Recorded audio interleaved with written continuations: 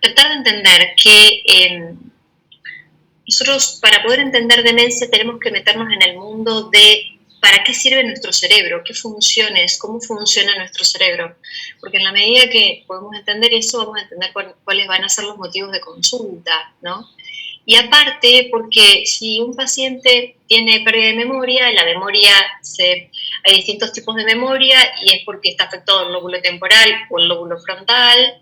Eh, si viene con pérdida de la construcción visoespacial, que es, le hacemos hacer el test del reloj, el paciente va a tener una afectación más parietal. Si el paciente viene más con un trastorno del no reconocimiento de rostros, bueno, va a ser temporal. O sea, depende de la función que el paciente, o las anomias o el lenguaje va a ser más basal, frontal, con algo de temporal. O sea, depende el trastorno de la función cognitiva que se altere.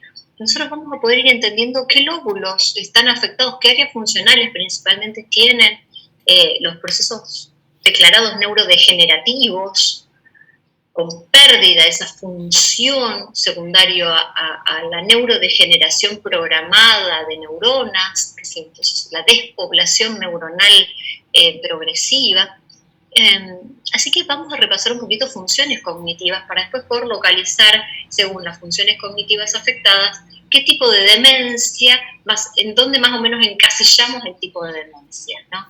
No es lo mismo que venga una persona que tiene, que se olvida, que viene la hija y dice, la traigo a mi mamá porque se olvida de todo, le tengo que repetir 20 veces las cosas, a que venga un paciente que diga, lo traigo doctora porque ve cosas, ve bichos, está alucinando, piensa que nosotros lo estamos queriendo envenenar, ¿no es cierto? O sea, los dos llegan por lo mismo, por un trastorno probablemente demencial. El paciente se empezó a demenciar, pero no son los mismos motivos de consulta. Tenemos que diferenciar para qué tipo de demencia va a ser, porque el tratamiento va en defecto a eso, ¿no? Así que, empezando con las funciones cognitivas, repasando un poco las funciones cognitivas, sabemos que la memoria es una función cognitiva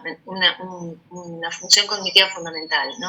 Y tenemos que ser conscientes de que, bueno, la memoria es la capacidad de adquirir y retener nueva información o de recordar y de hacer consciente información ya adquirida con anterioridad. Tenemos dos grandes grupos de memoria que llaman declarativa o consciente y la inconsciente, ¿sí? La memoria declarativa, ¿para qué? Tengo que admitir a Bruno. La memoria declarativa básicamente se divide en dos tipos de memorias fundamentales, la episódica y la semántica. La episódica es aquella que nos permite recordar todos los hechos, las experiencias. Yo le pregunto al paciente, ¿usted qué hizo el domingo? ¿Estuvo solo? ¿Almorzó con su familia? ¿Fue a ver el fútbol? ¿Qué hizo el domingo? ¿No? Así que específicamente sobre experiencias, episodios, o cómo festejó su cumpleaños, el cumpleaños de este último año, hizo fiestas, se reunió, ¿no? Sobre específicamente cuestiones episódicas, cosas vividas. En cambio, la memoria semántica es el concepto que uno tiene sobre las cosas, o sea, es el almacenamiento permanente del conocimiento representativo de hechos y conceptos, también como palabras y su significado, ¿no? Tiene que ver con el significado, con la percepción de las cosas, y la capacidad de almacenar información nueva, ¿no? O sea, yo le doy una lista de palabras al paciente, le digo, memorícelas, empiezo casa, árbol, mamadera, chupete, y memorícelas y me las repite en un ratito. Y el paciente empieza con esa lista a tratar de acordarse la mayor cantidad de cosas. Eso es una memoria semántica, ¿no? Donde el paciente incorpora una información reciente y la trata de evocar.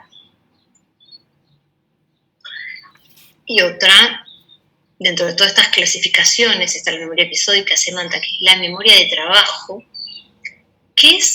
la memoria de trabajo es la que nos permite poder solucionar todas las cosas que tienen alguna consigna. Por ejemplo, tareas a hacer, a realizar, a llevar a cabo y organizarme para llevar a cabo tales tareas. Por ejemplo, bueno, tengo que llegar a la casa de construcción para ir a comprar los materiales. Bueno, tengo que ir es en Santo Tomé, tengo que cruzar el puente, hay que doblar en la avenida Luján, después pasar la ruta 19 y ahí a 6 cuadras está bueno, indicaciones. Eso la persona lo retiene, entonces en la memoria de trabajo, y entonces está en Santa Fe y tiene que llegar, recuerda todas las consignas para poder llegar a tal lugar, ¿no?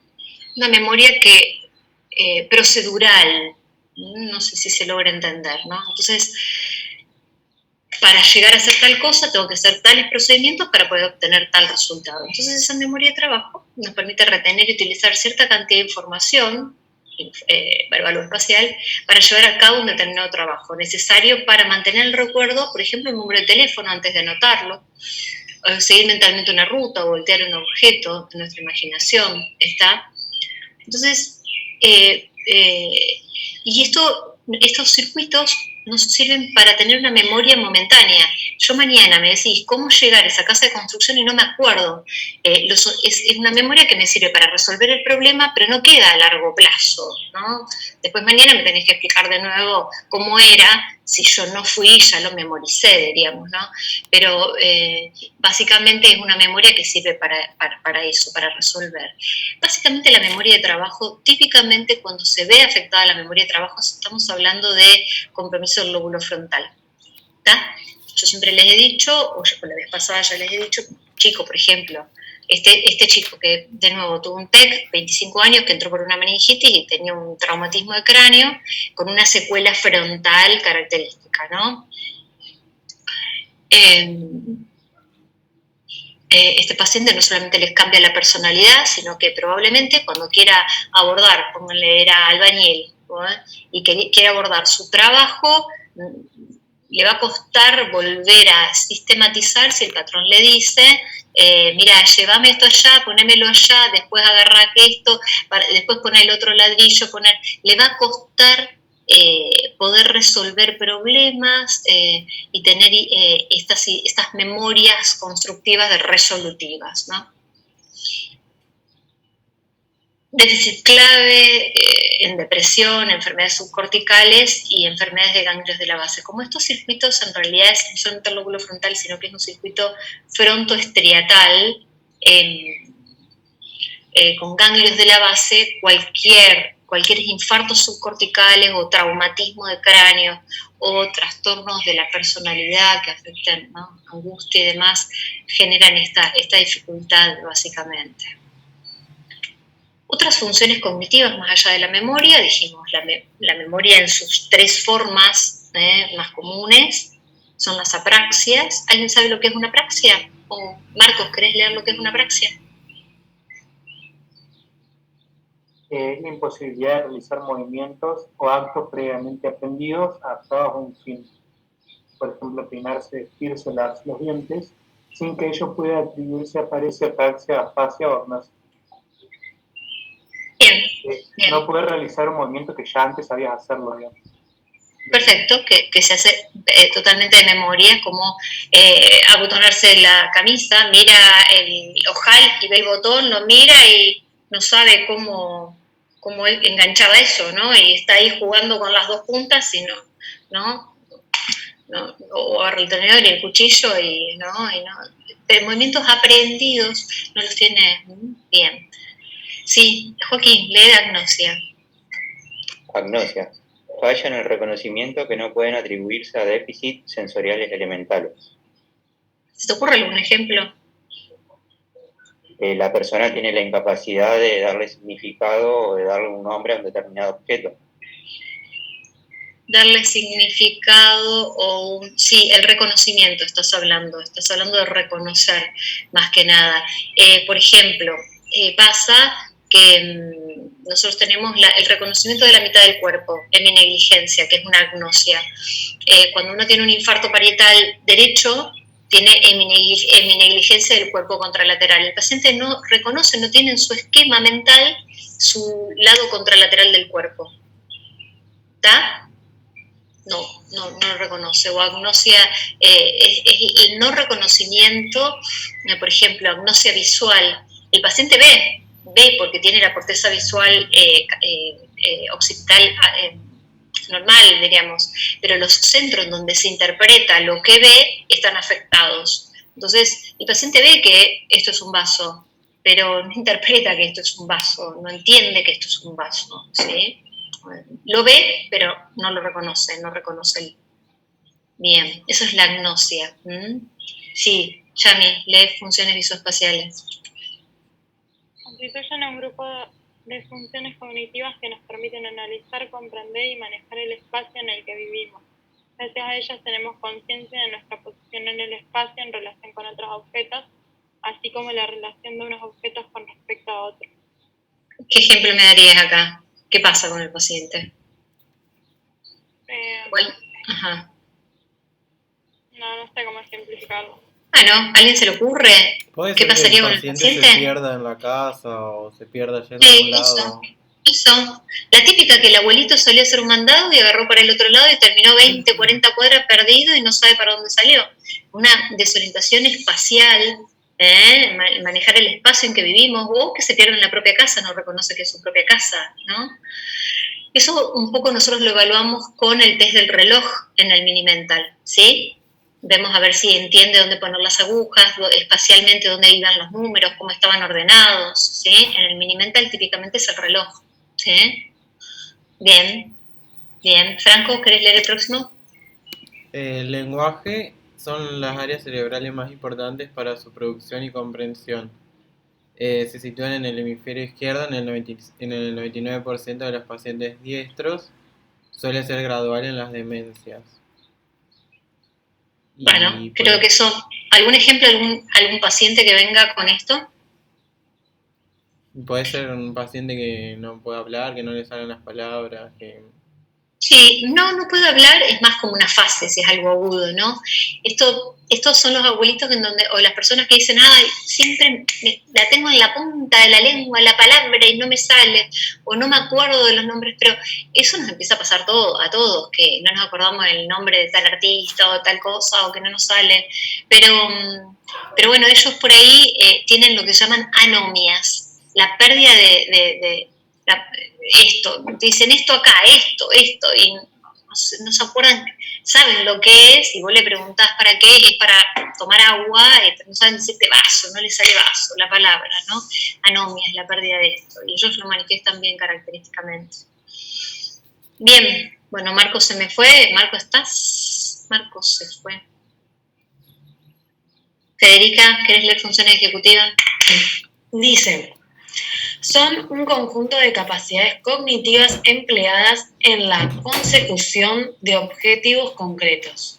Forman parte de ella la memoria de trabajo, la planificación, toma de decisiones, flexibilidad cognitiva, desarrollo de estrategias, la inhibición motora o verbal, la adecuación social, la capacidad para mantener o cambiar la atención, la fluencia verbal y el razonamiento abstracto. Complicado de explicar. A ver, ¿quién me da ejemplos? Cualquiera. Bruno, Trini, Federica, cualquiera. O sea, son las funciones que voy a utilizar para mí para hacer una acción concreta. Por ejemplo, voy a necesitar de la memoria o planificación para, no sé, trabajar, estudiar. Claro. No sé si... Puede ser, por ejemplo, que si se quiere tomar un colectivo, saber que tiene que ir a la parada, subirse al colectivo, pasar una tarjeta. Sí, tal cual. Va a ir al colectivo y no va a saber qué hacer, no sabe qué hacer con la tarjeta, cómo hacer, aunque tal vez toda la vida fue en colectivos, ¿no? Seguro. Memoria de trabajo, que es lo que dijimos hace un ratito, que era, ¿no? La planificación, la toma de decisiones, la flexibilidad cognitiva. A ver, estos pacientes que están frontalizados son inflexibles, inadaptables cognitivamente. ¿Qué es eso? Yo sí, por ahí digo, bueno, hoy a la tarde está lindo, o bueno, está nublado, iba a salir a tomar sol, pero ahora está nublado, así que, bueno, a ver, otro ejemplo, qué sé yo. tengo que ir a comprar tal material. Bueno, tengo que ir a comprar tal material, pero mira, en este lugar está cerrado. No, voy a ir a comprar el material a este lugar, pero no, está cerrado, te conviene ir a otro, que es horario extendido, estoy diciendo cualquier macana. Y el paciente no, pero yo tenía que ir a este lugar a comprar. O, por ejemplo, te dicen, mira, afuera, el paciente dice, afuera ahora está lloviendo. Vos le decís, pero no, mirá que va a estar lloviendo si la gente está caminando por la calle y no lleva paraguas. Bueno, no, para mí está lloviendo. Pero no, o sea, por más razones que vos le des, si al paciente se le ocurre algo es inflexible, inadaptable en lo que está pensando, esa persona me mira mal. Pero no, si mirá, la estoy mirando, no te está mirando mal, me mira mal. ¿Pero por qué? ¿Qué razón? No sé, ¿no? Es la imposibilidad de adaptar, flexibilizar el pensamiento entre razones, ideas, conceptos. Yo tenía un abuelito, por supuesto, con una demencia frontal, porque las funciones ejecutivas típicamente son patrimonio del lóbulo frontal, ¿no? Y este paciente tenía una demencia frontal. Y entonces él tenía 90 y ella tenía 89 años. Y el abuelito, la abuelita iba a atender al sodero y al abuelito todos los días que venía a venderle la soda, y el abuelito no se le iba de la cabeza que la esposa salía con el sodero. 89 años, ¿no? Que tenía alguna con el sodero, porque ella iba a atender al sodero. Entonces al abuelito le decíamos, pero el sodero tiene 20 años, su esposa tiene 89, ¿cómo va con el sodero? El sodero, y el problema era el sodero, ¿no? Bueno, y voy a matar al sodero, ¿no? La inflexibilidad cognitiva, ¿no? Eso es muy típico. Por eso que los pacientes frontalizados tienen un concepto irreductible, o sea, tienen un accidente de tránsito, chocan con un adelante que tuvo un traumatismo de cráneo y quedó con una secuela frontal y está frontalizado, chocan con el de adelante se baja y le dicen, mirá, disculpame, pero vos frenaste.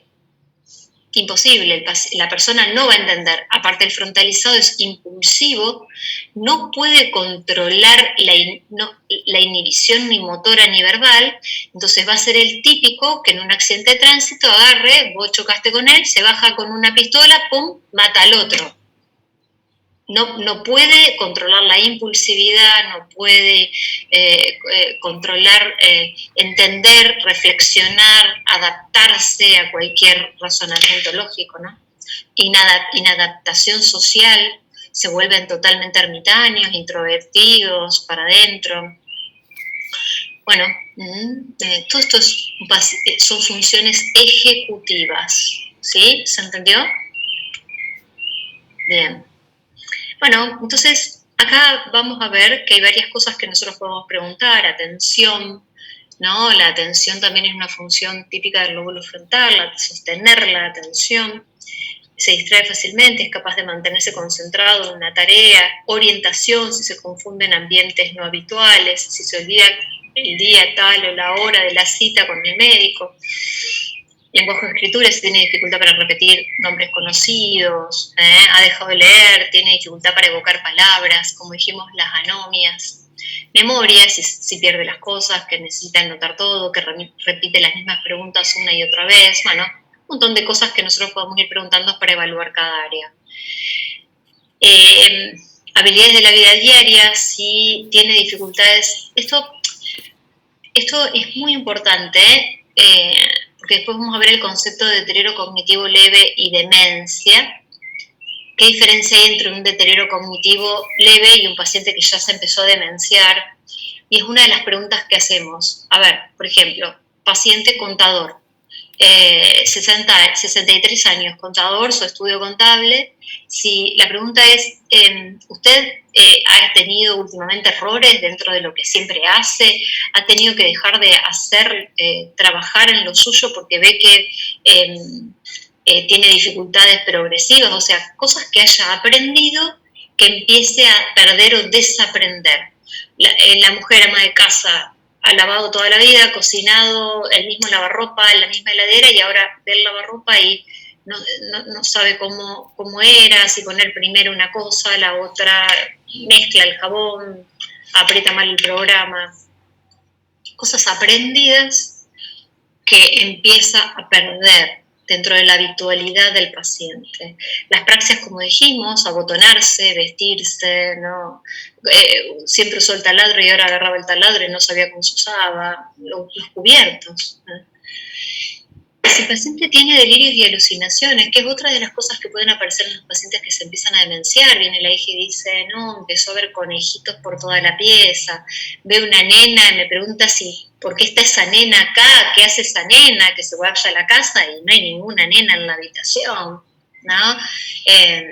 A la noche escucha que le tocan la puerta cuando ella está durmiendo y la ventana de la calle, y abre la ventana para ver quién le está golpeando, y todas las noches pasa lo mismo, y no hay nadie golpeando del otro lado de la ventana, o los vecinos que le tiran cascota a la pared donde ella duerme, y estos vecinos son unos bandos, y no hay nadie, una casa deshabitada al otro lado, ¿no? Agresividad, esto que dijimos, los pacientes frontales, ¿no? Desinhibidos, iracundos, ante cualquier cosa impulsivos, ¿no? Bueno, y después otras cuestiones que tienen que ver con la personalidad. No solamente estamos hablando de cambios en las funciones, sino en la forma de ser del paciente. O sea, siempre ha sido jocoso, un tipo muy sociable, y ahora hace un año que está dentro de casa, que no ve más a los amigos, él era de ir a las peñas, está apático, no le interesa nada, todos los días se ponía a leer apático, todos los días se ponía a leer el diario a la mañana y para ir a religión, ver todas las noticias a la mañana, y ahora nada, no lee un solo diario. Pérdida del insight es básicamente que la capacidad autorreflexiva que tiene el paciente, ¿no? Esa es la capacidad reflexiva sobre sí mismo, y hay pérdida de esa capacidad reflexiva, ¿no? Apetito. Cambian el apetito. Pacientes que odiaban el pescado toda la vida, ahora se sientan y se comen un plato lleno de pescado y decís, este está loco, nunca me aceptó un omelette, y ahora se come, ¿no? Cambian en los gustos, en el apetito. Y el sueño, que se desarticula, ¿no? Vamos entonces un poquito a lo que es, ya entendiendo funciones cognitivas, vamos a meternos en el mundo de síndrome demencial, ¿sí? Karen, ¿querés leer? La demencia es un síndrome definido como una alteración cognitiva y o conductual adquirida lo suficientemente importante como para afectar la esfera funcional del individuo. Los síntomas no pueden ser explicados por síndrome confusional agudo o un cuadro psiquiátrico. Bueno, o sea que cuando ustedes vayan a tener el caso clínico y venga el paciente con el caso clínico, como les dije en neurología, y una es pérdida de memoria, ustedes dentro de esto van a tener que poner esta definición. Cuando le digan, ajá, ¿qué es ¿cómo definiría usted una demencia, un paciente que se demenció? ¿Cuándo empezaría a decir que un paciente se está demenciando? Ustedes van a tener que decir esto. Es un síndrome definido como alteración tanto de la esfera cognitiva como conductual. Cognitiva porque, por ejemplo, empezó con pérdida de memoria, con apraxia, con trastornos de las funciones ejecutivas, con trastornos visoespaciales a desorientarse, o conductual, porque empezó con trastornos de la personalidad, a tener alucinaciones, a volverse agresivo, a cambiar, ¿se entiende? Cualquiera de las dos cosas puede empezar a definir un síndrome demencial, tanto en la esfera cognitiva como conductual. Y que esa alteración sea lo suficientemente importante para afectar la esfera funcional del individuo, como yo les dije, las habilidades diarias. O sea, que el paciente cognitiva, por ejemplo, es remisero y empieza a desorientarse saliendo de su casa.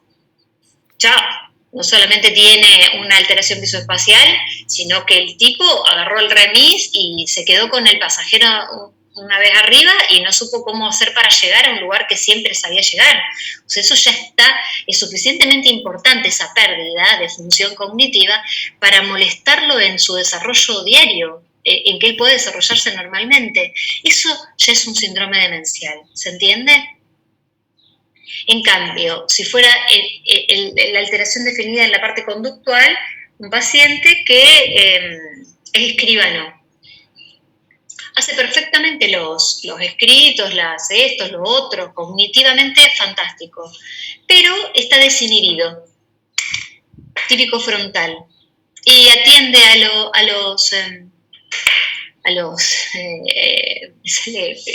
me salen los pacientes, clientes, ahí está, a los clientes en malla, eso, les digo cualquier pavada, totalmente inadaptado. El tipo hace un escrito perfecto, tiene la lucidez, memoria, todo, pero está loco. Se lo estoy haciendo muy gracioso, ¿no? Pero está con un cambio conductual en donde él siempre estaba de punta en blanco en traje y ahora está en malla atendiendo, ¿no? Un cambio, un perfil de conducta alteradísimo. Obviamente que eso es un trastorno demencial, ya empieza a afectar la vida diaria, ¿no? No solamente eso, sino que se agarró a piña con el hombre, el viejito, que le venía a pedir que por favor le cobre menos por hacerle un contrato, qué sé yo. Bien, los síntomas no pueden ser explicados con un síndrome confusional agudo, o sea, no es que el paciente está con una neumonía, desaturando, hipoxémico, hipercámnico, obviamente ese paciente no es que está demenciado, está con una insuficiencia respiratoria, ¿no es cierto? O cuadro psiquiátrico, no es un esquizofrénico ni un paciente con un cuadro psiquiátrico, sino que es un paciente que venía funcionando normalmente y que empieza a deteriorarse en su vida diaria. Por eso fíjense que la demencia tiene que, pues, es un diagrama de Venn en donde puede haber deterioro de la función cognitiva y o conductual, pero sí o sí con alteración en la funcionalidad del paciente en la vida diaria. ¿Se entiende ahora el concepto? ¿Sí? ¿Bien? Ok, bueno. Marcos, lee, que te había pedido la vez pasada y te habías puesto negro, lo mismo que Bruno ahora. Había buscado la comida, perdón. Dale. Los trastornos cognitivos conductuales deben afectar al menos 2 de los siguientes dominios: dificultad para adquirir o recordar una nueva información, dificultad para razonar o realizar tareas complejas, alteración de habilidades visoespaciales, alteración del lenguaje, cambios en la personalidad o de la conducta. El diagnóstico se realiza mediante una combinación interrogatorio de la PAC Del paciente. y un informante, evaluación cognitiva y estudios complementarios. Perfecto, entonces viene un paciente con pérdida de memoria y me dice, no, vengo doctora a consultarlo porque estoy mal con la memoria. Bueno, le voy a hacer todas estas preguntas, le voy a preguntar de la vida, de cómo anda, porque ya ahí voy entendiendo cómo está con la memoria, cómo está con la orientación, cómo está con todo, cómo está ella desenvolviéndose en su vida diaria, si le está impactando o no este problema de memoria en la vida diaria. Voy a hacerle una pequeña charla y después le voy a decir, bueno, vamos a hacer una evaluación cognitiva y te voy a pedir una tomografía y un laboratorio de control, ¿sí? Siempre es así, la consulta siempre tiene la misma forma, ¿sí? Tomografía para saber si tiene múltiples infartos, si tiene atrofia del lóbulo frontal, si tiene un tumor enorme que le está afectando el lóbulo frontal, o sea, para descartar causas secundarias, pero también para ver si me da alguna pista de por qué puede estar deteriorándose, ¿sí? Bueno, muy bien. Agus, ¿querés leer? Entrevista y examinación, examen físico y cognitivo. Es importante hacer esto a solas con el paciente. Mini-Mental State Examination es una herramienta muy útil para diagnosticar desórdenes cognitivos en fases avanzadas, pero no para estadios precoces de la enfermedad. Bueno, esa no sé cómo se dice. El AC es un método simple, sensible a las fases iniciales de enfermedades demenciales. Si bien la evaluación posee muchas ventajas, una debilidad es que no es sensible a disfunciones en el lóbulo frontal. Muchas de estas escalas, y el MoCA, muchas de estas escalas que tenemos se idearon mucho al principio para hacer diagnóstico de enfermedad de Alzheimer. Por ejemplo, el Mini-Mental está pensado para un paciente con enfermedad de Alzheimer, o el Edenbrough que la hace también, y nos queda medio fuera la evaluación del lóbulo frontal. El Alzheimer se deteriora primero el lóbulo parietal y temporal, por eso las construcciones visoespaciales y la memoria, pero la personalidad se empieza a afectar mucho más adelante. En cambio, los pacientes con demencia frontal o frontotemporal empieza primero, más que los trastornos de memoria, los trastornos de personalidad o los trastornos de funciones ejecutivas. Entonces, las evaluaciones, un mini mental, se les va a escapar una demencia del lóbulo frontal o una demencia frontotemporal, un tipo Lewis. Entonces, por eso son distintas escalas que tratan de poder, un mini mental es muy básico y no me sirve, tengo que hacer una evaluación completa, neurológica, para poder enmarcarme un poquito en lo que está generando el déficit en el paciente. Así que nosotros hacemos mini mental, se hace el ACE, se hace el INECO frontal y el MOCA. Son todas estas valoraciones, evaluaciones cognitivas juntas que nos dan una idea de lo que está pasando. Es muy parcial y te puede dar normal el mini mental y decir, no, el mini mental es 30 de 30 puntos el total del mini mental, el mío 30 de 30 y yo estar ante una demencia frontal y escapárseme. ¿Se entiende? Bien. Perfecto, perfecto. Bien, Trini, ¿querés leer? ¿Cómo determinar el impacto funcional? El impacto funcional, disfunción laboral o interferencia de las actividades diarias es un factor esencial para realizar el diagnóstico de demencia. Actividades básicas, higiene, alimentación, cuidados personales y actividades instrumentales, uso de dinero, medicación, transporte, comunicación. Yo cuando empiezo la charla con el paciente le digo, ajá, viene una abuelita, 80 años. Y le digo, ajá, ¿usted vive sola? Primera pregunta, sí, vivo sola. Una persona que vive sola es como que la puchan, ¿no? Estamos en un nivel inicial o algo, y usted se paga los impuestos, usted se cocina o pide vianda. Ajá, ¿y quién paga los impuestos? ¿No? Parece que me meto un poco en la vida de la pobre abuela, pero en realidad lo que quiero saber es cómo está funcionando, ¿no? Y usted va a hacer gimnasia, va a algún taller, se junta con las amigas, tiene algún juego de cartas, o sea, necesito saber cómo está funcionando. Así que es meterse un poco en la vida del paciente, saber qué pasa. En cambio, ojo que puede venir la persona sola y decirle, sí, yo pago mis impuestos, me cocino, y la hija de al lado me mira y me dice, ¿qué? No hace nada, no cocina, no paga los impuestos, no nada, porque ellos también pueden tener algo que se llama fabulación. No es que les están mintiendo a ustedes, sino que ellos realmente creen que hacen todo. Para ellos se siguen cocinando como hace 10 años, siguen haciendo las tortas de siempre, los hombres siguen haciendo todos los asados los domingos en la familia, y el hijo hace así, diciendo, ¿qué? Hace 3 años que no. Así que, bueno, un poco tratar de ver cómo el interrogatorio en un paciente así, es importante interrogar al paciente y al acompañante. Es tan importante uno como otro interrogatorio. Bien, Rocío. Deterioro cognitivo leve. Se reconoce como una condición patológica, no un proceso normal asociado a la edad. Se utiliza el término de deterioro cognitivo leve para referirse a aquellos individuos que presentan cierto grado de déficit cognitivo, pero que no presentan un compromiso esencial en las actividades de la vida diaria. Esto es un tema, el deterioro cognitivo leve. El deterioro cognitivo leve significa que ya hay un área o 2 áreas afectadas que tienen una declinación cognitiva. Lo que pasa es que cuando ustedes les dicen, sí, yo porque el otro día salí de mi casa y me desorienté, la pasé muy mal y por ahí me olvido de algunas cosas. Ustedes ya están viendo que hay 2 áreas afectadas. Pero le preguntan, ¿y usted qué hace? Y no, yo voy a baile, cocino, vivo sola, o sea, se le está bancando, hay un deterioro, pero no tiene impacto en la funcionalidad del paciente. Esa es la diferencia entre deterioro cognitivo leve y demencia.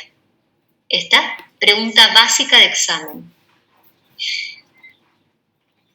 Profe, ¿y ese deterioro cognitivo leve es como, podría decirse, que nos va a pasar a todos, tipo fisiológico, o siempre es patológico también? Siempre es patológico. Lo que pasa es que patológico en el sentido que no es que por los años vamos a esto. Pasa que es patológico, pero ¿en qué sentido? En que un deterioro cognitivo leve tiene tiene más chances que la población general de transformarse en una neurodegenerativa.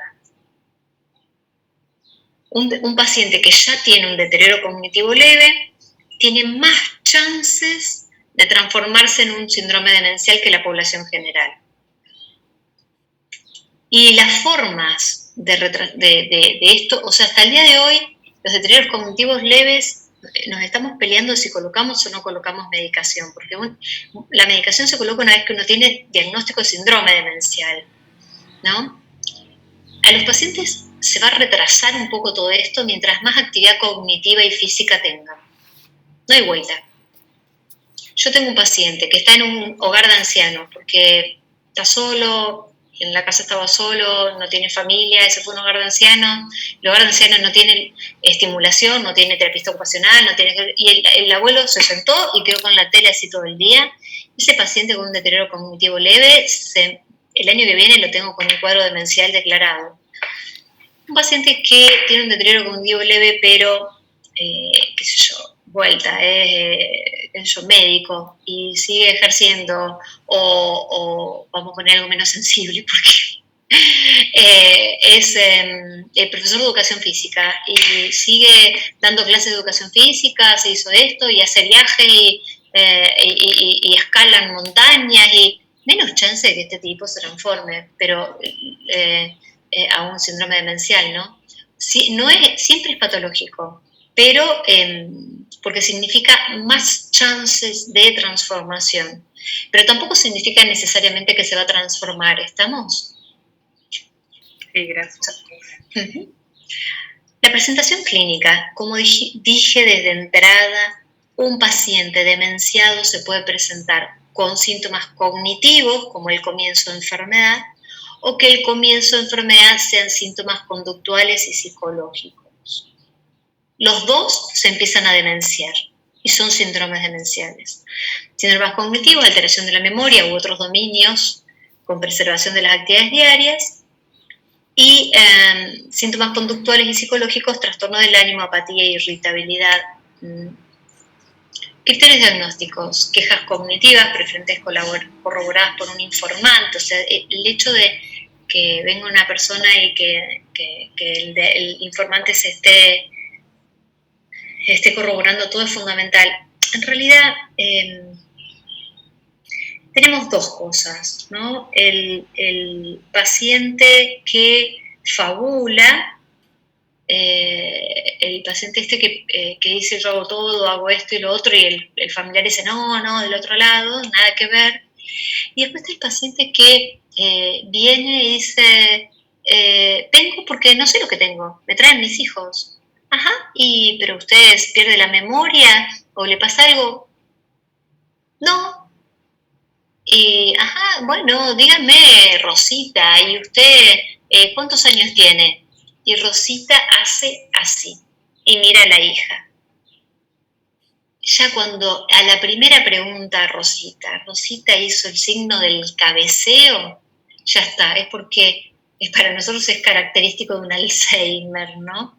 Depende para información puntual, la edad, qué fecha de nacimiento, el documento, si hizo o no tal cosa, empiezan a depender totalmente del acompañante como informador, ¿no? Entonces, cuando Rosita viene, habla, se sienta, está fantástica, ante la primera pregunta directa, Rosita giró la cabeza, chao, signo del cabeceo, ya ni necesito valoración cognitiva, no, más o menos así, ¿no? Pero es bastante característico. Y nena, entonces le decía, ¿y qué? ¿Cuántos años tengo? Yo tengo 75 o 70 y ya ahí sonamos, ¿no? Le pueden errar en un año, cualquiera, yo me equivoco y por ahí me mando un año más, un año menos, pero otra cosa es que ellos no sepan ni para dónde orientarse con la edad, ¿no? Criterio diagnóstico de deterioro cognitivo leve, preservación de actividades diarias, como ustedes van a definir en el examen. Bueno, esto parece horrible, pero en realidad vamos a tratar de concentrarnos en que no es tan feo. Esto es para decir deterioro cognitivo leve. Lo más importante es saber si el deterioro cognitivo leve, la queja es amnésica, es por pérdida de memoria o no es por pérdida de memoria. Si es por pérdida de memoria,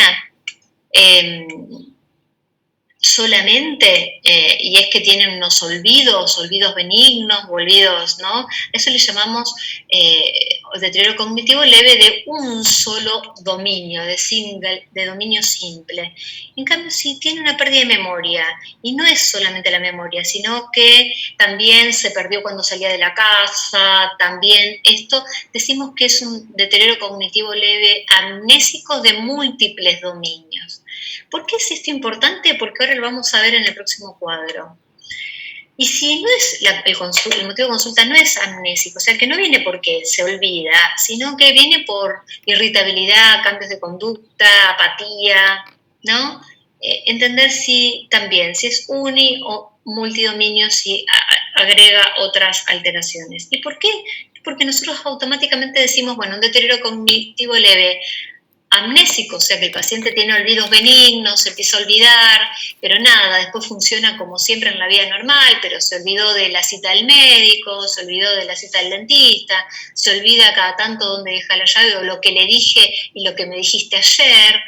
Para nosotros es bastante característico de un paciente que puede estar empezando o transformarse después de una enfermedad de Alzheimer o un paciente con depresión. Qué difícil a veces esto. Porque los pacientes depresivos están más desatentos a todo, porque están elaborando en su mundo, con su problema, entonces hacen todo automáticamente y parecería que están distraídos, entonces se olvidan de mucho. Pero no es que tienen la memoria afectada, sino por desatención, porque están distraídos, ¿no? Entonces a veces los olvidos en el marco de una depresión es simplemente que la depresión que genera un trastorno con esta alteración atencional, ¿no? En cambio, si un paciente viene no solamente con pérdida de memoria, sino que se desorienta o se olvida de no le salen las palabras o, varias otras, o dejó de hacerse el peinado que se hacía antes porque no sabe cómo hacérselo, como una apraxia. Ya puede ser el comienzo de una Alzheimer, un trastorno de Alzheimer vascular, un perfil vascular o una depresión. Y si el comienzo no es amnésico, no es que viene porque se olvida, sino porque, por ejemplo, trastornos conductuales, demencia frontotemporal solamente, ¿no? Y si tiene trastornos conductuales y aparte se desorientó o aparte tiene, y el comienzo es así, pensar que puede ser una demencia tipo de Lewis o una demencia vascular. Y ahora vamos a entrar en el mundo de cada una de las demencias más comunes, que son esta Alzheimer, vascular, frontotemporal y demencia tipo Lewis.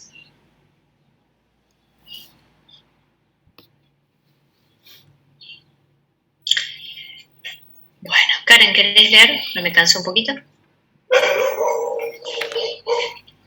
Tratamiento farmacológico. No hay evidencia de una terapia farmacológica efectiva para detener la progresión de deterioro cognitivo a demencia. Trabajos con donepezilo. No farmacológico, estimulación cognitiva, ejercicio físico regular, nutrición adecuada. ¿Se entiende? Si yo tengo un paciente que tiene un trastorno, ya no hay nada que diga, bueno, yo te daré una pastillita para que no se transforme y el paciente no se dementice, no existe. Pero sí sabemos que todo se ralentiza con esto. Nutrición, estimulación cognitiva, y si yo tengo un abuelo de 80 años que tiene un deterioro cognitivo leve, yo si se lo retraso en 6, 7 años, es fantástico, llega, ¿no?, a los 95 años, bien, en cambio, ¿no?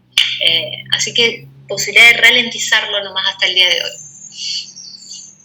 Bueno, esto básicamente es que la vitamina E no ha tenido beneficios, porque existían muchos trabajos bueno, dar vitaminas para tratar de esto, y el donepezilo, trabajos relativos también. Bueno, es muy común que a la consulta llegue alguien que diga, vengo porque me olvido. Bueno, nosotros tenemos una consigna de lo que es un olvido benigno y un olvido patológico, porque hay que tratar de discriminar a qué se llama trastorno de memoria. Un olvido benigno es, diríamos, qué sé yo, por ejemplo, les pregunto, yo les pregunto rápido a ustedes, hoy es viernes, ¿qué comieron el miércoles a la noche? Ustedes van a acordar qué comieron el miércoles a la noche. Yo me pongo a pensar el miércoles, a ver, yo cierto que llegué al consultorio, cierto que me había pedido mi esposo ir a comprar una carne, después se hizo un asado, comimos un pedazo de... Pero tengo que hacer, no me acuerdo, ¿no? Son olvidos benignos que tal vez no me acuerdo rápido, pero haciendo un esfuerzo, uniendo pistas, logro después evocar qué pasó. ¿Dónde dejé la llave? ¿Dónde dejé la llave? ¿Dónde dejé los anteojos? A ver, hago la ruta. Ah, cierto que después fui. Esto es un olvido benigno. O sea, está almacenado el recuerdo en la memoria, pero estoy más lento para sacarlo, me cuesta sacarlo, pero está en la memoria RAM, en el lóbulo temporal. Distinto es un olvido patológico, que yo le pregunto al paciente, ¿qué comió usted el miércoles a la noche? Como no está almacenado, por más que haga malabares para tratar de saber qué comió, nunca va a poder lograr evocar porque no está almacenado. ¿Dónde dejó la llave? Si lo llamé por teléfono. A mí, pasame el presupuesto tanto, pero si te lo pasé, ¿me lo pasaste? Uy, sí, cierto que vos me llamaste, me lo habías pasado. Otra cosa es, no, vos nunca me hablaste a pasar un presupuesto, ¿no? O sea, no, eso no existió, descartó de cuajo, yo no lo tengo grabado. Entonces, olvido benigno, de olvido patológico, olvido normal, de olvido patológico, hay una gran diferencia, ¿no? ¿Se logra entender cuál es la diferencia entre uno y otro? ¿Sí? Bueno. Tanto así que cuando viene a la consulta el paciente solo y me dice, vengo porque me olvido. El problema es la queja del paciente. El paciente viene a la consulta y se queja de que se olvida. De que se olvida de las cosas, que no sabe dónde dejó la llave. Acá viene el olvido patológico. El paciente no es tan consciente de que se olvida, sino que el hijo le dice, vengo porque le tengo que repetir 100 veces las cosas. ¿Qué? No, mentira, dice el paciente, jamás. Eso es mi hija, mentira, me hacen un escándalo por tantas pavadas. Y la hija dice, vas así diciendo, 20 veces le repetimos todo, ¿no? Entonces, como hay algo de que nosotros llamamos anosognosia, la no conciencia de la pérdida que tiene el paciente con olvido patológico.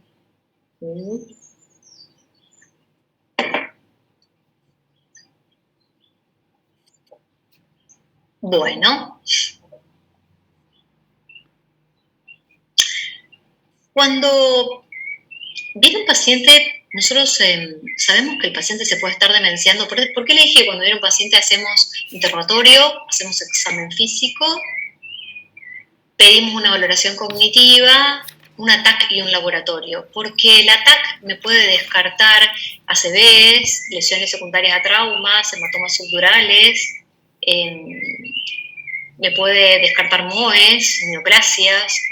El laboratorio le vamos a pedir dosaje de vitamina B y ácido fólico, porque déficit de vitamina B y ácido fólico pueden generar algunos cuadros demenciales, típicamente, hemos visto. Vimos una chica, una embarazada, ya con un trastorno un poco calórico inicial, con una hiperemesis gravídica, que estuvo vomitando 3 meses y siguió vomitando, la mamá la veía extraña, la empezó a ver extraña, con un cambio de conducta, la miraba así con mirada lejana, no se acordaba de las cosas, con mucho cambio conductual.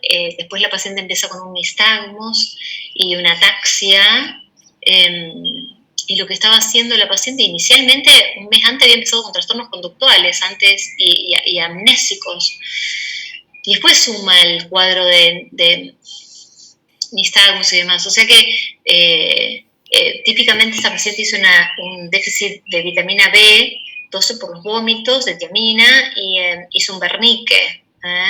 Un Wernicke que lo vemos en etilistas, en pacientes así, ¿no? Así que para nosotros es importante hacer el dosaje de esto. Pacientes HIV que tengan infecciones, y las degenerativas, porque las degenerativas no nos van a dar el diagnóstico de las causas, pero nosotros podemos ver si la atrofia predominantemente es frontal, como las demencias frontotemporales, o si hay una atrofia principalmente del hipocampo, que es donde se almacena la memoria reciente, en el lóbulo temporal, tanto así que lo que se hace a veces es volumetría del hipocampo, y eso puede dar un índice de compromiso del Alzheimer. Bien, por lejos, el 50% son enfermedades de Alzheimer, 25% son vasculares, demencias vasculares, y después tenemos las demencias por cuerpo de Lewis y las frontotemporales en menor instancias, pero muy frecuentes también, ¿no? Esto es lo que dijimos hace un ratito, este es el laboratorio de rutina, junto con las pruebas de infección y dosaje de vitamina 12, función tiroidea. Eso me olvidé decirles que también se pide por las tiroiditis autoinmunes, que pueden dar encefalopatías autoinmunes, se pueden asociar, no pueden dar, se pueden asociar. Bien, y acá. Si yo le pido, como dijimos, una valoración cognitiva, como dijimos, el ACE, el Addenbrough, que es el Addenbrough, el Mini-Mental, el MoCA, el INECO-Frontal, que son todos nombres propios de las valoraciones cognitivas. Depende de lo que me venga, yo más o menos voy a ir olfateando, más el examen físico, más el interrogatorio, para qué demencia me voy orientando. Si yo veo que el problema principalmente es una desorientación temporoespacial, típico del lóbulo parietal, que son las construcciones visoespaciales, el compromiso inicial siempre de esta área es típico del Alzheimer. Si el comienzo es, y veo que en realidad el paciente tiene trastornos de conducta, desinhibiciones, trastornos en las funciones ejecutivas en general, y la memoria de trabajo, típico de la demencia frontotemporal, ¿no? Ahora, si tengo un patrón subcortical disejecutivo, cortical anterior frontotemporal, perdón, la frontotemporal es funciones ejecutivas con algo de elemento amnésico, ¿no? No solamente memoria de trabajo, sino con algún elemento mínimo amnésico. En cambio, solamente el disejecutivo, funciones ejecutivas solas, es bastante característico de los infartos frontales subcorticales. Bien, lo mismo que la depresión puede simular cuando lo atencional, en las valoraciones que se hacen, acá vemos que se evalúa el mini-mental, la memoria, el lenguaje, y cuando se hace para ver cómo está la función de la atención, es lo que principalmente se altera en una demencia, en un trastorno de memoria por depresión. Entonces aquí vamos a orientarnos en los perfiles cognitivos. Un perfil amnésico, que el paciente le doy una lista de palabras y se las digo y le pido repítamelas. Le doy una lista de palabras de 10 palabras y me dice 2. Le vuelvo a repetir la lista de palabras y me dice 2. Le vuelvo a repetir la lista de palabras a ver si puede recordar más y me dice 2. Este paciente no está pudiendo, a pesar de la insistencia, almacenar información nueva, no está pudiendo. Eso es típico del lóbulo temporal, hipocampo, en donde hay un problema en la fijación de la información. Eso es típico de demencia tipo Alzheimer.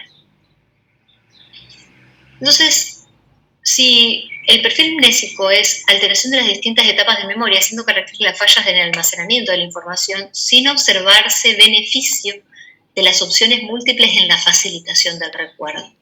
Así, en pruebas de memoria como la lista de palabras, los pacientes pueden poseer un regular desempeño en la adquisición inmediata que empeora en el recuerdo diferido, sin mejorar en el recuerdo con claves. Bien. Y estos pacientes, habla de recuerdo diferido, porque yo le digo, bueno, usted recuérdeme estas palabras que se las voy a volver a preguntar en 5 o 10 minutos. Cuando se las pregunto a los 5 o 10 minutos, el paciente no se acuerda de ninguna. Y si yo le digo, bueno, a ver, pero una palabra era algo que usted usa para cubrirse del sol, ni con eso logra recordar la palabra, ¿no? Eso es amnésico, eso es un problema del hipocampo.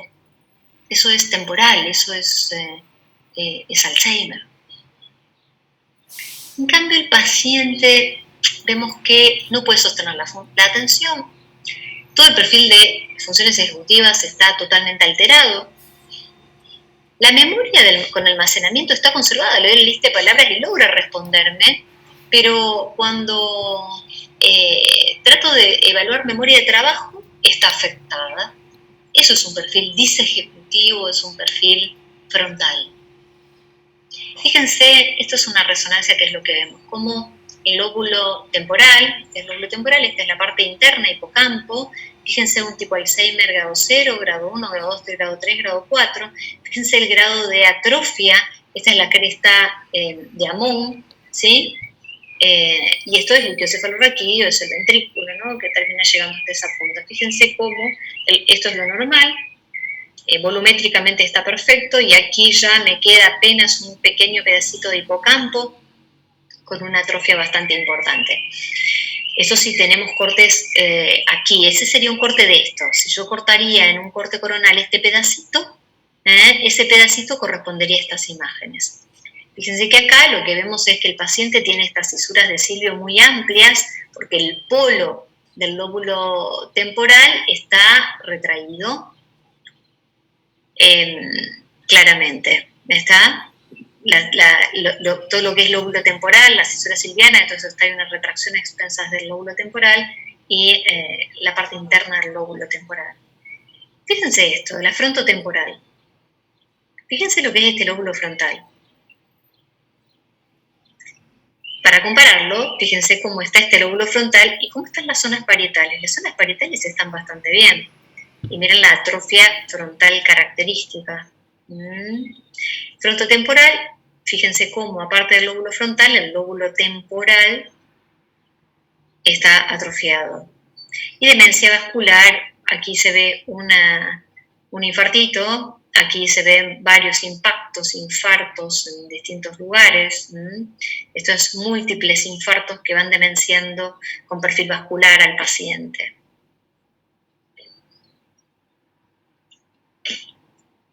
Bueno, ¿quién quiere leer? Leo. Dale. Demencia tipo Alzheimer es una enfermedad neurodegenerativa que se asocia a la presencia de placas neuríticas extracelulares, proteína beta amiloide, y ovillos neurofibrilares intracelulares, proteína tau. Más del 95% de los casos son esporádicos y menos del 5% son autosómicos dominantes. Epidemiología: es el tipo más común de demencia a nivel mundial. Afecta a 1 de cada 8 personas mayores de 65 años. La prevalencia de la enfermedad aumenta con la edad. Y la presentación clínica suele presentarse de forma lenta e insidiosa a partir de los 65 años. La presentación a edades más tempranas, inicio temprano, es menos frecuente, con un componente genético más importante y generalmente de peor evolución.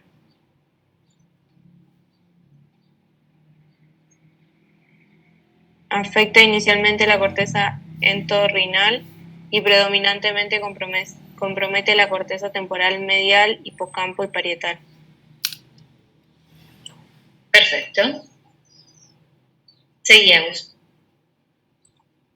En la clínica, la memoria, considerando los tipos de memoria, se afecta primariamente la memoria episódica, hechos relacionados con nuestra historia personal, y luego la memoria semántica, referida a conocimiento lingüístico y culturales.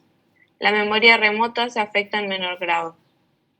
Dificultad para adquirir nueva información, frecuentemente síntoma inicial. Conversaciones o preguntas reiterativas, perder pertenencias, olvidar eventos o citas, presenta un perfil amnésico. ¿Quieres leer otro? Cuando te canses decía vos. No, si quieres leer otro, no hay drama. Sí. ¿Lo sigo? Cualquiera, no se peleen, hay un montón. Bueno, leo. Alteraciones del lenguaje. Hablado, leído o escrito, dificultad para recordar las palabras de uso frecuente, errores en el discurso hablado o escrito. Alteración de habilidades visoespaciales, dificultad para reconocer caras, lugares u objetos conocidos, dificultad para encontrar objetos ubicados a simple vista, dificultad para utilizar elementos simples o vestirse correctamente. Praxias gnósicas. Existe apraxia ideatoria e idiomotriz y alteraciones gnósicas. Dificultad para razonar o realizar tareas complejas, dificultad para entender situaciones riesgosas, dificultad para administrar el dinero, dificultad para tomar decisiones, incapacidad para planear actividades complejas o secuenciales. Bien, entonces vieron que más que nada la memoria. Esperen que enchufo la máquina porque me dice batería botándose. Ahí está. Principalmente la memoria, pero acuérdense que, como lo dije reiteradamente, la memoria y también lo que es lóbulo temporal y lóbulo parietal es lo que se afectan. Así que la memoria y las construcciones visoespaciales con reconocimientos de rostros. ¿Y este quién es? ¿No? Te pregunta y es el vecino de toda la vida, ¿no? No le reconocen el rostro. O el hecho de perderse cuando salimos de casa y agarrar para otro lado. O no recordar cómo usar el lavarropa, ¿no? Agnosia, ¿no? Bien, eso es típico. Bien, sí, seguir, Rocío. Aspectos conductuales. En los estadios iniciales existe preservación relativa de la conducta. Con la progresión se agregan cambios de la personalidad como indiferencia, desinterés con abandono de actividades, comportamiento impulsivo, irritabilidad, agresividad y ocasionalmente conductas desinhibidas. Otros trastornos psiquiátricos son frecuentes como la ansiedad y la depresión.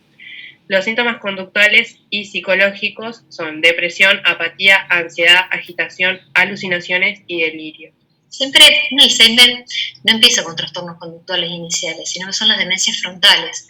Pero todas las demencias, todas terminan en lo mismo.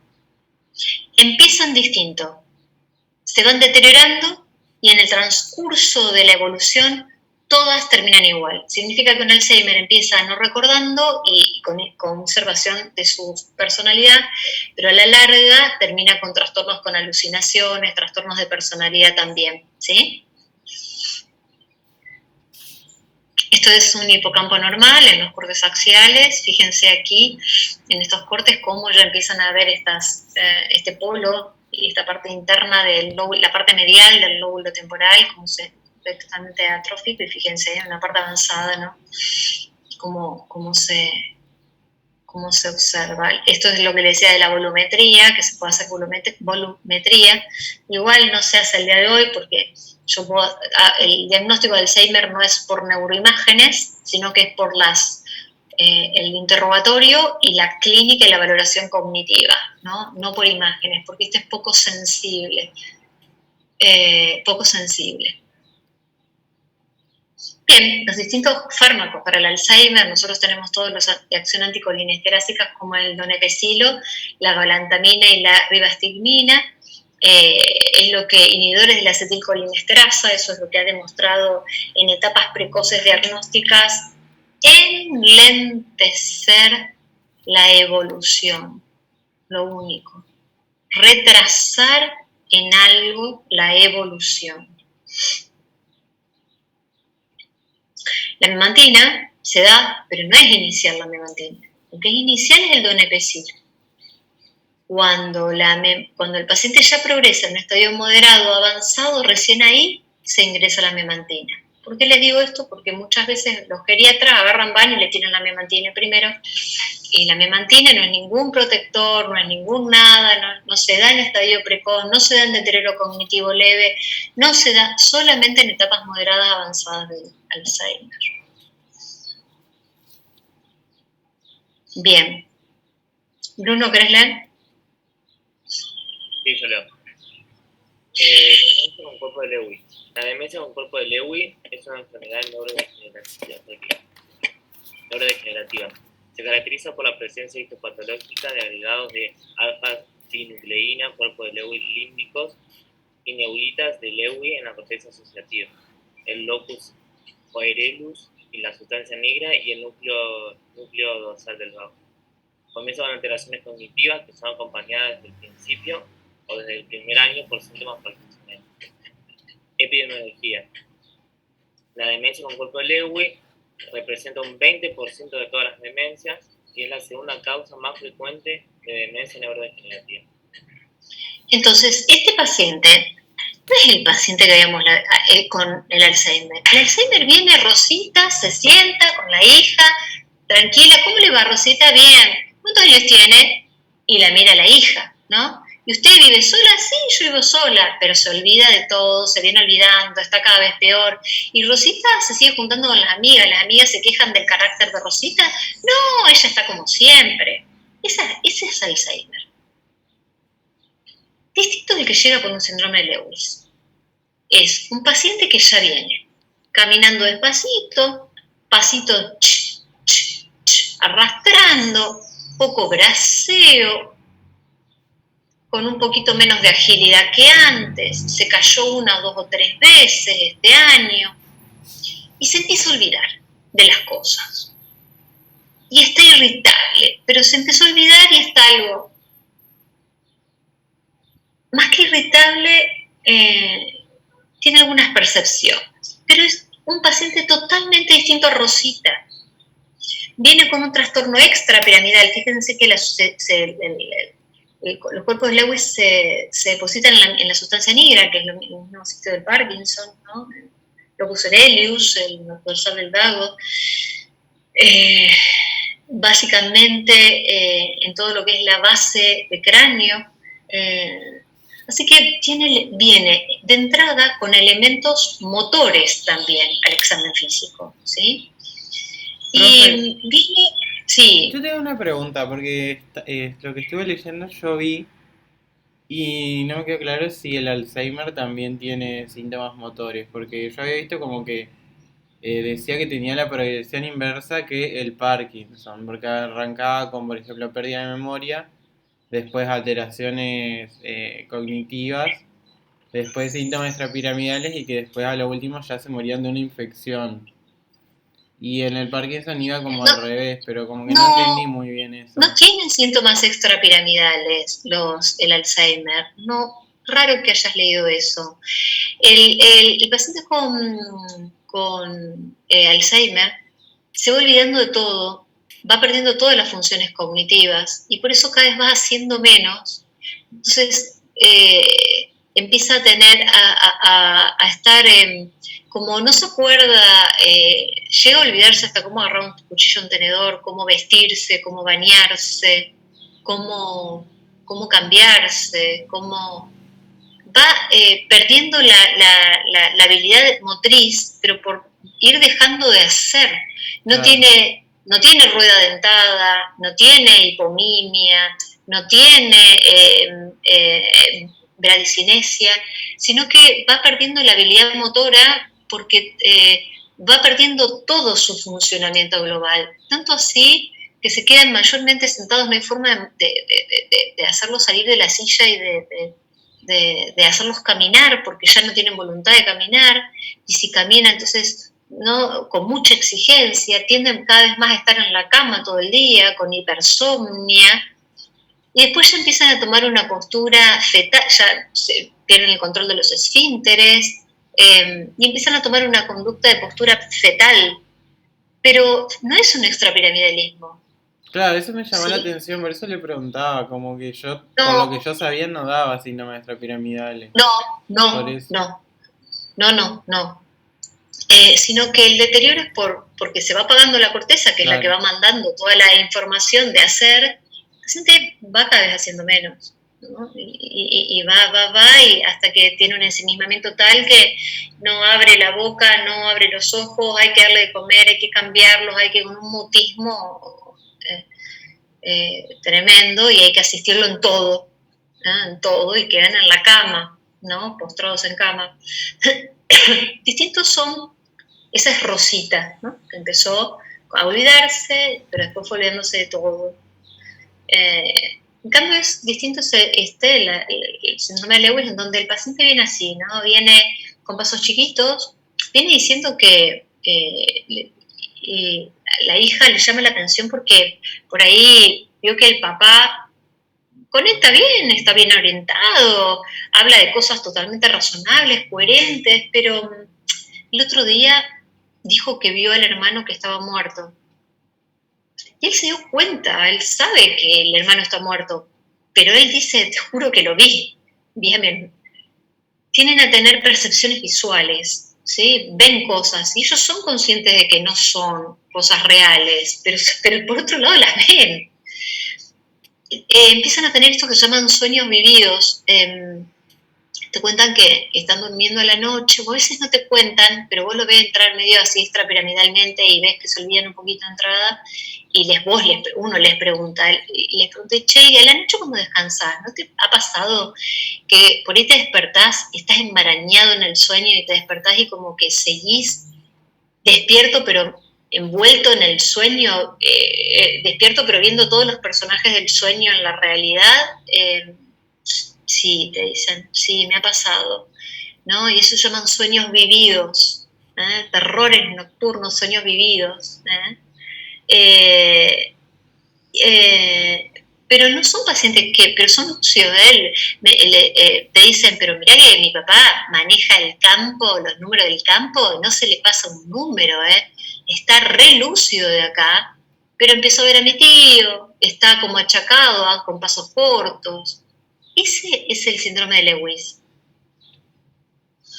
Y lo cognitivo es muy fluctuante, tanto así que los hijos vienen y te dicen, che, me marea, porque de un lado vos lo ves y tiene los ojitos perdidos como que no reconoce, y por otro lado me dijo, che, vos que ayer hiciste tal cosa, y que tu hija tanto, y tiene los datos así, no sé al final si me está manipulando o quiere hacerse, no, la fluctuación cognitiva es una característica de este trastorno.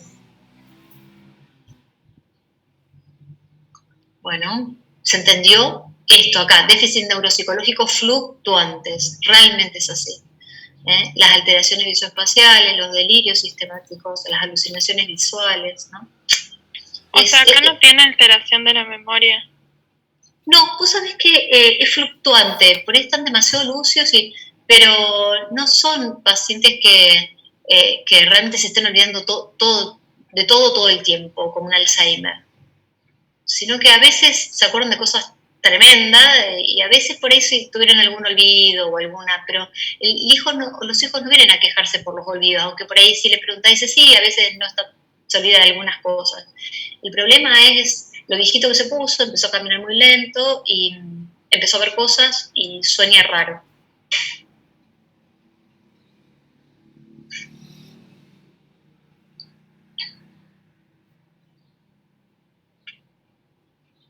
Datos clínicos cardinales, fíjense, fluctuaciones en el nivel de alerta y la atención. Eso es lo que yo les digo, como se los dije. Alucinaciones visuales recurrentes, pero el paciente sabe que no están esas visiones, que no son reales. Trastorno de conducta, el sueño de la conducta REM, lo que les decía, y parkinsonismo. Por esto viene, por esto. Y es calcado. Después, bueno, se viene cayendo, tiene cuadros sincopales, tienen cosas así muy del parkinsonismo, ¿no? ¿Se acuerdan que afectaba el sistema nervioso autónomo? Hiposmia, ¿no? Inestabilidad postural, ¿no? Todas esas cosas del parkinsonismo, más ansiedad, depresión, se lo ve más angustiado, él no era así, él era un tipo positivo, pero está medio negativo. Bien, entonces, a recordar un paciente que desarrolla alucinaciones visuales, fluctuación cognitiva y parkinsonismo, Lewis. Bien. Tratamiento. ¿Cómo tratamos un Lewis? Para el parkinsonismo le ponemos muy poquito de levodopa, muy poquito. Pónganle un cuartito. Si le pongo mucha levodopa, no va a mejorar, no va a tener respuesta. Acuérdense que la respuesta a la levodopa era un signo que apoyaba el diagnóstico de Parkinson. Porque si la levodopa yo la voy subiendo y le pongo dosis más altas, hay mejor respuesta en un Parkinson idiopático. En cambio, en los parkinsonismos, y esto es un parkinsonismo, le pongo levodopa y puedo no tener respuesta de los síntomas, y a su vez, si intento subirla, va a ser lo mismo que igual o que nada. O sea que la respuesta a la levodopa me ayuda a decir, bueno, ¿es un Parkinson o es un parkinsonismo? Porque la respuesta en el parkinsonismo es poca y nula, y en un Parkinson es fenomenal. ¿Sí? Por eso es un síntoma que apoya el diagnóstico del Parkinson idiopático. ¿Se entendió?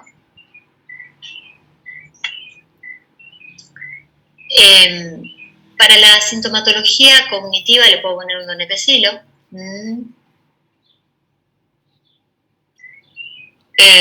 Aunque se usa más la ribastigmina y la garantamina. Y para los síntomas neuropsiquiátricos, para las percepciones, porque lo angustian mucho y todo esto, se puede poner un atípico. Imagínense que yo tengo un paciente que tiene alucinaciones, pero encima tiene un trastorno extrapiramidal. Si le pongo haloperidol o le pongo algún típico, el parkinsonismo se me va a potenciar. Tengo que elegir algo que tenga menos efectos antidopaminérgicos, ¿no? Y esos son los atípicos.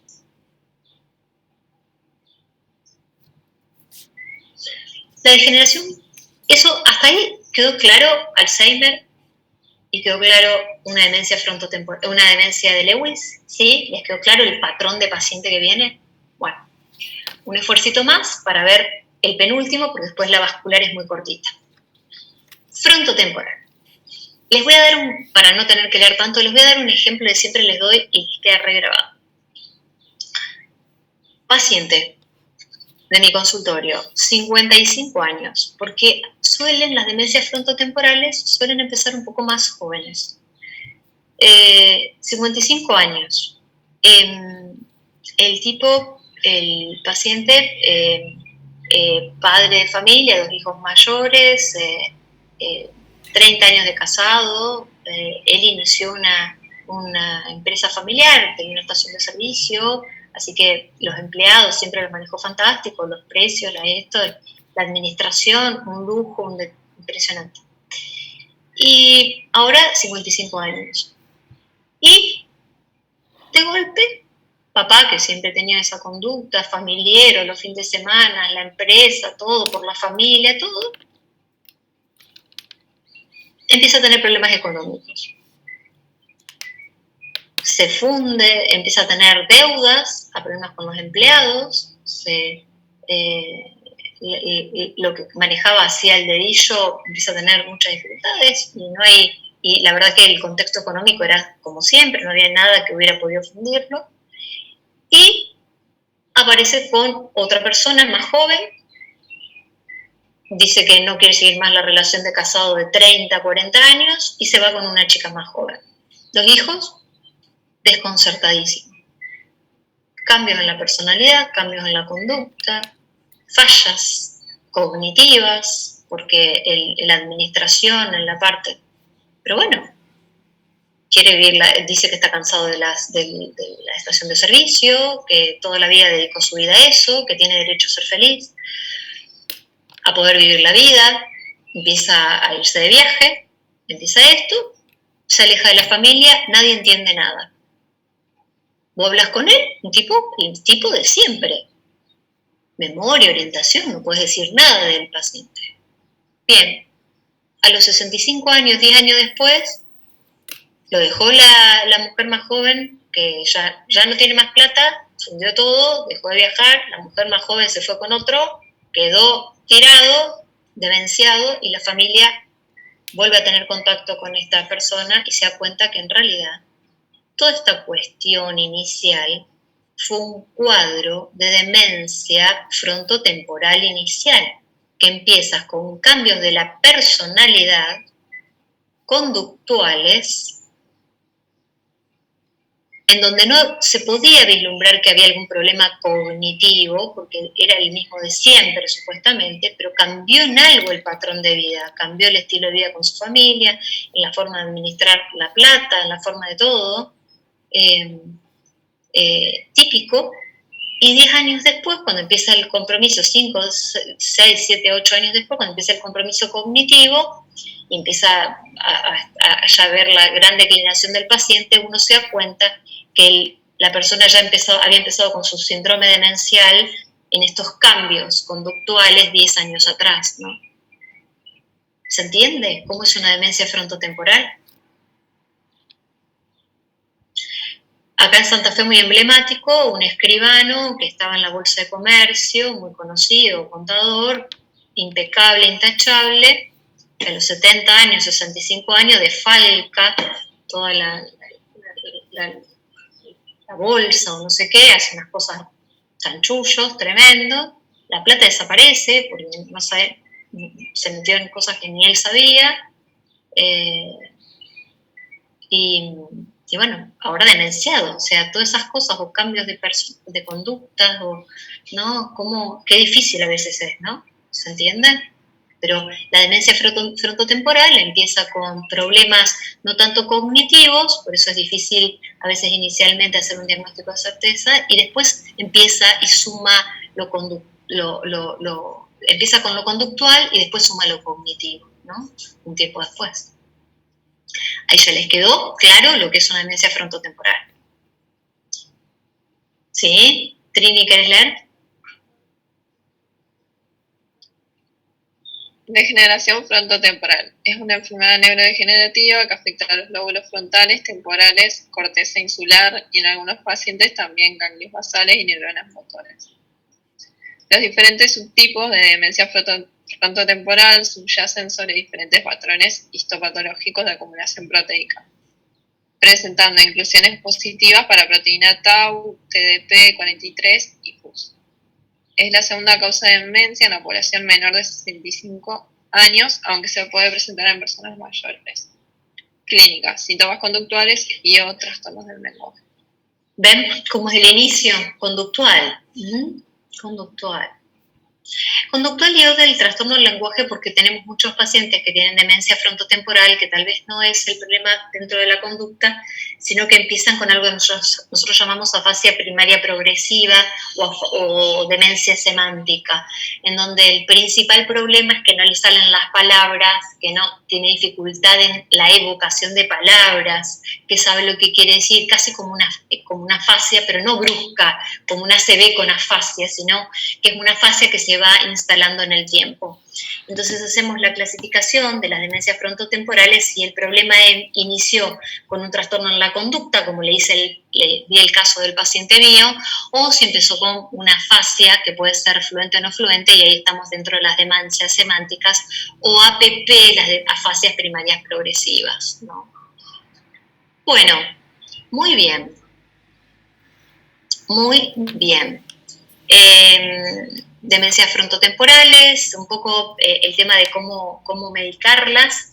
Específicamente se sabe que en las demencias dar un antidepresivo y antipsicóticos está bien avalado por los antidepresivos y los IRS. Para todos los cambios emocionales suelen ser drogas de primera elección. Y fíjense aquí entonces, último cuadro, por ejemplo, claves para el diagnóstico diferencial. Alzheimer, el motivo de consulta es olvido. Para la demencia frontotemporal, este paciente que le dije, dueño de la estación de servicio, la desinhibición.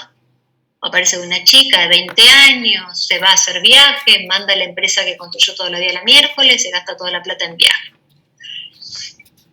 Afasia progresiva primaria, bueno, el problema del lenguaje, ¿no? Del recordar palabras. En cambio, la demencia de Lewis viene con que se olvida, con alucinaciones y con parkinsonismo. La demencia vascular, olvidos. Y así este cuadro les puede ayudar un poquito a terminar de alguna forma de encasillar según cómo venga el paciente, con qué tipo de demencia nos vamos relacionando. Todas las demencias igual terminan igual. ¿Estamos de acuerdo? Alzheimer, vascular, Lewis, está bien que el Lewis tiene el elemento parkinsoniano y la demencia tipo Alzheimer no, pero vamos a la cuestión motora, que llega a tal punto que el paciente se vuelve totalmente dependiente en una cama, postrado, ¿sí? Bueno, hemos terminado. Preguntas. Bien, pienso que ha quedado bastante claro. La semana que viene hacemos periférico. La idea es hacer una primera clase el martes de semiología de periférico, ¿sí? De lo que es semiología. Entonces, yo quiero que repasen, si yo tengo un paciente con una afectación de motoneurona, ¿qué clínica va a tener? Si tengo afectación de nervio periférico, ¿cómo van a estar el tono? ¿Cómo van a estar los reflejos? ¿Cómo van a estar los signos piramidales? O sea, necesito que repasen un poquito examen físico para poder determinar y hacer el ejercicio mental a través del examen físico cómo vienen los pacientes con cuadros periféricos. Eso para después empezar a introducir el martes 2 temas, uno es miastenia gravis y otro es Guillain-Barré, y esos 2 temas, si los terminamos el martes bien, y si no, probablemente terminaremos el viernes dando un poquito mejor el tema del síndrome de Guillain-Barré y de miastenia gravis, ¿sí? Quizás tal vez les haga preparar a ustedes la clase de síndrome de Guillain-Barré y miastenia, así también hablan ustedes. ¿Está bien? Muy bien, chicuelos. A cuidarse, entonces nos vemos el martes.